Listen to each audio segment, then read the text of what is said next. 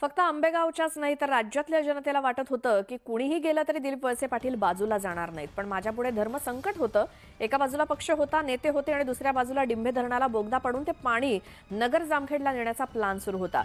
मी अजितदादा आणि देवेंद्र फडणवीसांसमोर डिंभे धरणाचा बोगदा रद्द करण्याची अट ठेवूनच मी त्यांच्यात सहभागी झालो आणि बोगदा रद्द करण्याचा निर्णय त्यांनी घेतला, असा खुलासा सहकार मंत्री दिलीप वळसे पाटील यांनी शरद पवार आणि सुप्रिया सुळे यांच्या टीकेवर उत्तर देताना केला.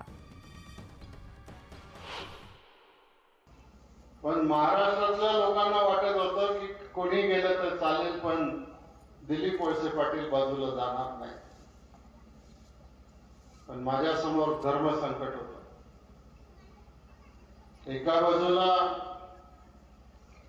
पक्ष होता, नेते होते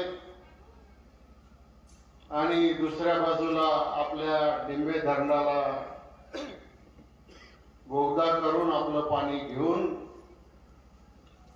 नगर जामखेडला त्या ठिकाणी जाण्याचा प्लॅन सुरू होता.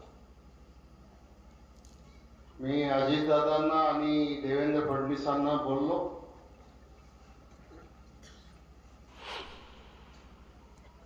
मी जर तिकडे यायचं असेल तर माझी एकच अट राहील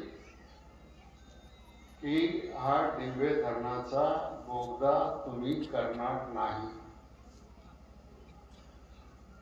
आणि तसा निर्णय त्यांनी घेतला.